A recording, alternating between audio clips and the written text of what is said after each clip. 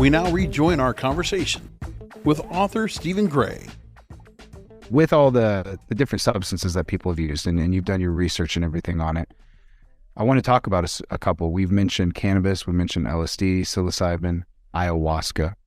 In your experience, what is the most spiritual that you've seen? Where have you seen the most change with people? Because it's going to follow up. My next question is about your book where you wrote how psychedelics can help the world. I noticed how you put can help, not will help. You know, it can help.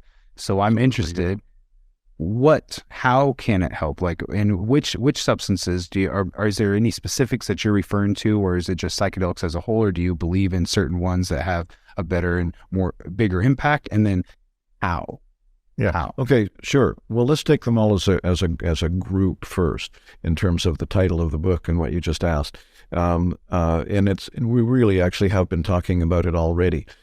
So one way that I like to think of our situation is that as a metaphor, when a patient is in an extreme or advanced state of illness, strong medicines are required, typically, right? With cancer or whatever. So metaphorically speaking, that's the state I would say the planet is in. And psychedelics used with intention, skill, right container, et cetera, as we've been talking about, have the potential of opening us up to unconditional reality. And they have this other function which goes hand in hand with that. It's not really a separate function, but they potentially function as truth serums. So when I mentioned earlier the kind of the integration or ongoing work is an honest self-examination, not trying to run away from the shadow side or the dark side of ourselves, but allow ourselves to see them so that they can dissipate, and that they're not driving us unconsciously to do limited things or stupid things or cruel things or ignorant things or insensitive things or whatever.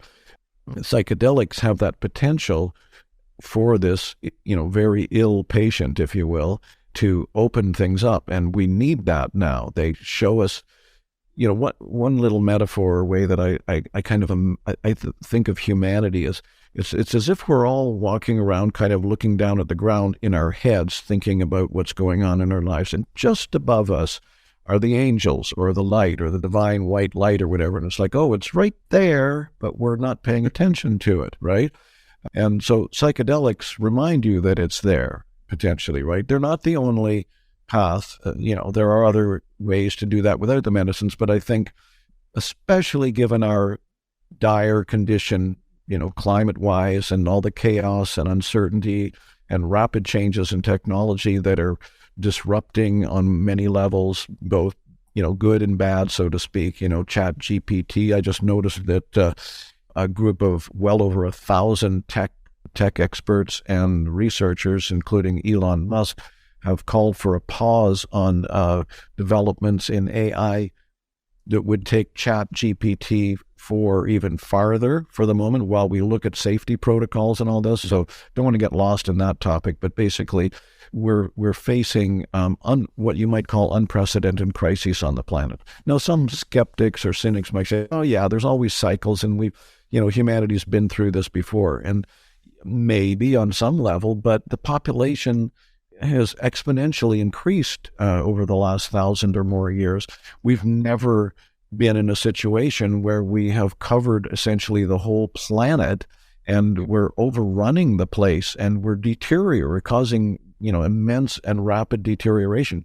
This is truly an unprecedented moment. And then you add in the fact, and this is part of the book too, there are 4 or 5 indigenous contributors, and even those who are not particularly quote-unquote indigenous in the book are aware of this issue and talking about it, which is that not only have we reached this kind of crisis nexus point on the planet, but there are people have had visions about this. Chris Bache wrote the first chapter in the book, and Chris is amazing. If I had more time, I'd tell you where this stuff came from, but he was downloading information in 20-year journey period of 73 high-dose LSD sessions, carefully constructed with, headphones and, eye coverings and a sitter and stuff like that. And 73 high dose. 73 over a 20-year period. He's a retired university professor. He's got a wonderful book called LSD and the Mind of the Universe. Anyway, especially during the latter third or so of that 20-year journey, he started to receive messages from what he called the vast intelligences of the universe, that we are currently going through a death and rebirth trajectory or cycle on the planet. The death part is that there has to be a falling away in the same sense as the individual ego has to dissolve in that sense, to make space for a new vision or a new awakening. Chris uses the term the birth of the future human. So the death part is what's happening now. And this is actually, I want to say this is actually possibly the number one reason for the existence of this book, How Psychedelics Can Help Save the World Altogether, which is that I'm pretty sure, it'd be nice to be wrong actually, but I'm pretty sure, and this isn't just something I made up by any stretch of the imagination, that material conditions on the planet are going to become more difficult, not least because of rapid climate change, but also other factors that are driving people into crazy places and increasing levels of depression and anxiety and all that. So it may look like death and doomsday. People often use the metaphor of birth. If you didn't know what birth was, if you came from another planet where people didn't have that kind of birth, and you saw the birth process, the hours leading up to it and the birth, you'd think, oh my God, this is terrible. There's incredible pain, and there's shrieking and screaming, and then there's blood and mucus everywhere, and this little creature comes out screaming and red-faced. So you'd go, oh, this is terrible. Well, that's kind of what's happening now. But if you don't know that new life comes from that process, then your level of fear, anxiety, depression, etc., is quite possibly going to keep getting worse. I'm sorry to have to say that in a way. I just want people to know that we want people to know this is a process that has been envisioned by many psychonauts, many mystics, and in fact has been prophesied by indigenous cultures from many parts of the world for 500 years or longer, that we have come to this point. They were saying that we were going to come to this point around about now, and that it's, as one of the contributors to the book calls it, the turning of the soil. There's a revolution of consciousness transformation that is happening and has to happen and can produce the birth of the future human. And that's essentially why the book. Now, as far as your question about individual psychedelics, one versus another or over another, whatever, that's kind of like another whole interview in itself, potentially. They all have slightly different ways of doing things. They all, there's actually a lot that aren't even really talked about, in different plants from around the planet. But of the sort of well-known ones, the major ones, ayahuasca, LSD, peyote, psilocybin, DMT, 5-MeO, DMT, San Pedro / Huachuma cactus, etc., cannabis, Salvia divinorum, actually. They all have different ways of functioning, but they all potentially do that job of truth serum and ego dissolution when they're done safely, properly, skillfully, etc. So, beyond that, one would have to kind of go into it, but like both ayahuasca, the DMT containing plant, and psilocybin, for example, are tryptamine hallucinogens. They work on the same receptors and so on and so on. LSD, somewhat similar. Huachuma actually has the same. They're somewhat different chemically. Peyote and Huachuma, San Pedro cactus, their primary psychoactive alkaloid is mescaline, which is not a tryptamine hallucinogen, if I've got that correctly, but it still has the same function, opens you up into reality, into the true space. For example, let's make this one real brief. As you mentioned in one of them, the roadman, the man who was leading it, Canucus Littlefish, there were about 5 or 6 new people who had never been to one in the teepee that night. There's maybe 40 people in the teepee or whatever, at various levels of previous experience. Ken Canucus looked at this, looked around the teepee in the morning when people talk, after things have kind of settled down, all night ceremony, blah, blah. He said, well, you new people here might wonder what happened last night. He said, well, the next 6 months or so, you're going to be finding out more about that for yourself anyway. However, I'll tell you that what you experienced last night was reality. So it's as simple as that. The medicines open up parts of our brain that are existent already, in a sense, right? That's what I said earlier, that they're very simpatico with brain chemistry, non-toxic for the most part, etc. And so they open up parts that you might say have been shut down, but are there already. That's the Buddha natural, already existing, awakened quality, right? So that's the sort of the, in our limited time here, Bryce, I think rather than going into, I'm if you have time, I'm happy. Yeah, maybe I would love what to I know about any of the Yeah, if you're down to come on, we could really dive into this. Oh yeah, sure. There's lots more to be said about these, Yeah. And also issues to do with how to proceed with how best to proceed with this psychedelic renaissance is another important. That was my last question for you. So go ahead. My last question for you today, and I do, Stephen. Thank you so much. I would, if you're down, I would love to have you back on again, maybe in a couple months, and really dive into some of these, because it's just even just personal interest for me. I love about the different substances, but that was my last question. Yeah, even cannabis. Yeah, sure. Even cannabis, deserves, a proper hearing as a spiritual medicine as well. And as you know, I had this previous book, Cannabis and Spirituality. So there's reasons to really make that clear, as well as how that plant can be best used as a spiritual ally. I think it would be, again, arrogant and deluded of me to think that I have the answer about, in a sense, how to best proceed with the psychedelic renaissance. I would say, just tossing off a few things: humility, respect, watch out for corporate greed, capitalizing on these things. There's a lot of people that, for example, you can't patent psilocybin. So there are corporations that are working with pharmaceutical researchers, etc., to come up with close analogs, just change a molecule or two to make it something else that you can patent. Well, that's a dubious project as far as I'm concerned. It tends to speak of human hubris, for example, and materialism, dollar signs in the eyes kind of things. So there's reason to watch out for that. There's reasons to watch out for the kind of exclusive control that can be exerted by governmental and medical establishments, like where only doctors, for example, are allowed to administer these kinds of things. Ketamine is a really interesting example.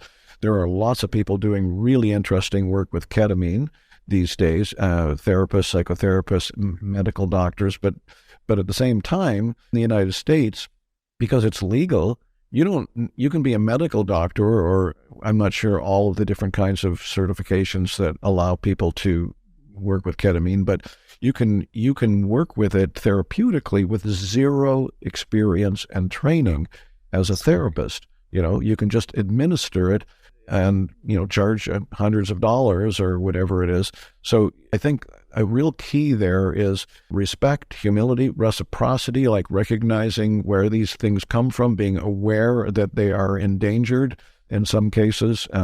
Huachuma, San Pedro, is endangered in its homeland of Peru, or it's not the only country, but it's more than any place comes from Peru, and it's endangered there, and it's being corrupted in the way that it's being dealt with, for money, et cetera, et cetera. Iboga is another one. They're not even allowed. Iboga is an amazing plant. We really should do this again. Yes, we should. I really want to. We go into these because Iboga comes from Western Equatorial Africa, and there's a lot of poachers now. It comes from a shrub, and it takes a long time to regrow, right? So they're poachers because they see money, of course. What do you expect? They're poor in a country like that. They want to make money. I don't, in a sense, blame them, but it's a serious problem. And I think recently, if I'm not mistaken, the country of Gabon, where Iboga is legal, banned the export of it. So, and then peyote is another one that's endangered. That's just another aspect of this, is having respect for these things, not treating them as, candy or potato chips or, some kind of commodification, feed me kind of thing. Like Nirvana said back in the early 90s, entertain us. Yes, you also do music as well, don't you? Yeah. Bring that up, yeah. Mostly just on my own, jamming with friends occasionally. I had a group at one point. We rose to the lofty heights of the bottom rung of the ladder of success a couple of times, but played in clubs and things, but that's about it. Mostly I just get together. These days, I mostly just get together with my buddy Adrian on the weekends, and we make it into a kind of ceremony light, is the LITE kind of idea that I like to describe it as, where we actually treat it as a kind of a ceremony. We start it with a gong. We sit in silence for a few minutes. We say some prayers and dedications for friends that need it. Then we have literally 1 or 2 tokes, and then sit in silence with that to connect with Santa Maria, the spirit of the plant, to the greatest degree that we can. And then we try to bring that sense of heart, surrendered openness, connection to playing music. We both play guitar and sing, do harmonies with each other, do solos, stuff like that. We do that for 45 minutes to an hour, and then we repeat that process. Maybe have another toke and sit in silence again. So, yeah, I'm not even sure why I said that, but yeah, that's the... No, I love hearing that. That's neat. That's Stephen, it's been great talking to you today. And just from someone that I can really tell loves and cares for these plants and these substances, and wants to see them used to the greatest benefit that they can. And even in your own personal life, when you're describing that, that's beautiful. Like that is beautiful. And that's I use cannabis as medicine in my daily life, but my best memories and best times is sharing it with a friend and just sitting down, a couple tokes, share a small joint or a bowl, and then just the conversation that comes after that, and just the closeness that you feel with that person.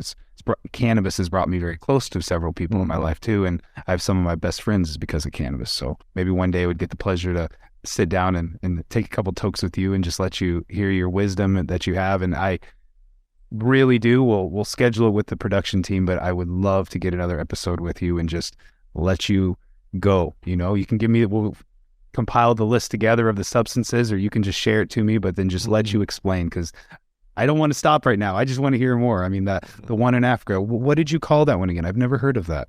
What's that? The shrub in Africa. What was that? Some people pronounce it iboga. I pronounce it iboga, which is spelled I-B-O-G-A. Oh, it's an amazing substance. I've never heard of that. It's the scrapings off the root of this shrub that's a natural habitat is, as I said, Western Equatorial Africa. Actually, like 150 years ago or so, someone isolated the primary psychoactive alkaloid and called it ibogaine. And ibogaine is being used in addiction treatment clinics with I've heard of that potential. Yeah. Iboga itself, there's a religion in Gabon called Bwiti, B-W-I-T-I, which has over 3 million adherents, I believe. As I said earlier, it's legal in that country, and they use it as an initiation where they'll take when cultures are going on unbroken, so to speak, they would bring young people in, say in their adolescent years. They do this elaborate preparations for weeks ahead of time, and then they have this ceremony for a couple of days. Iboga lasts for a long time, much more than even LSD, for example, and it's to initiate them into what they call being a real person. And then the rest of their lives, they may not really do that sort of full-on ego-dissolving kind of dose again. They may only do maintenance doses while they bring other people in. Iboga is also being used by people in psychospiritual contexts, ceremonial circles and so on. In general, it's it's not a particularly gentle medicine in a way, but in general, it tends to be milder than the ibogaine, which is highly concentrated.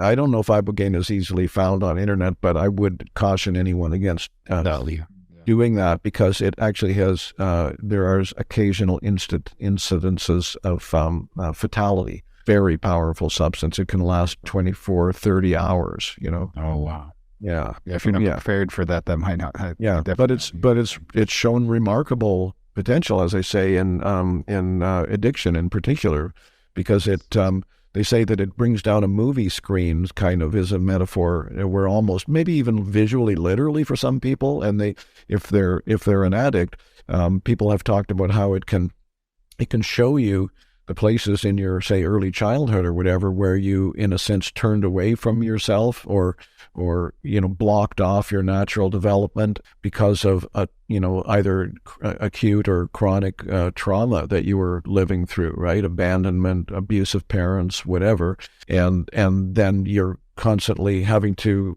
avoid that pain, and that's why you're taking that drug for the most part. I know this is a bit of a simplistic analysis, but that's kind of the overall picture, is that you want to feel good, you want to feel comfortable, etc. So you have your substance, and then that works for a little while maybe, but then it doesn't work as soon as it's over, and you have to do it again and again and again and again. But in the meantime, what you're doing is you're pushing away that suffering that maybe started when you were a wee kid or whatever.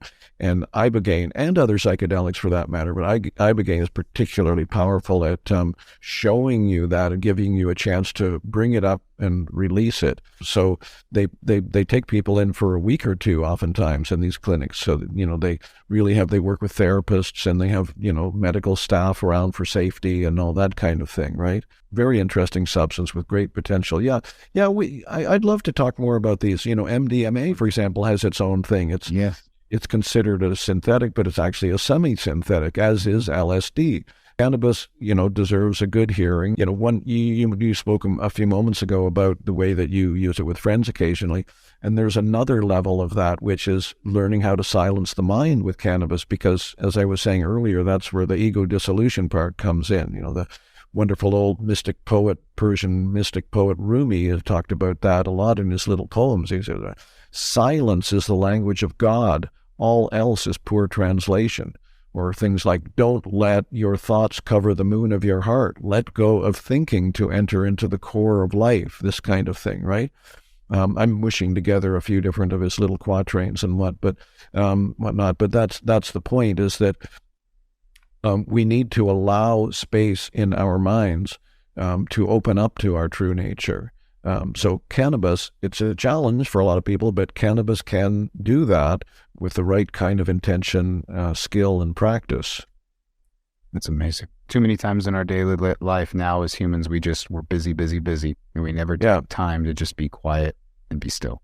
That's, I would say, essential for our future. It is. That we slow down, look around, learn to appreciate the redness of red and the blueness of blue. Yes, agreed. Stephen, thank you so much. I look forward to the next time that we can get together and talk. You have a wonderful day. I appreciate it. And best of luck in the future endeavors that you do. And you have greatly interested me. And so I'll be honest, I have not read the book all the way through. I had read some excerpts, but I'm going back and reading through Cannabis and Spirituality and your how can psychedelics how can they help save the world? I'm definitely going to go back and read all the way through that. And so thank you for your contributions. Thank you for today. And I look forward to having you back on the Cultural High podcast next time. Sure, and thanks for your interest, Bryce.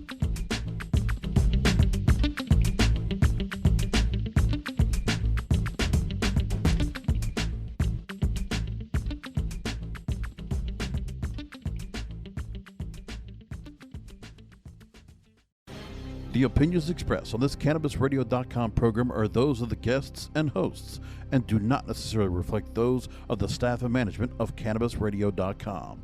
Any rebroadcast, republication, or retransmission of this program without proper consent is prohibited.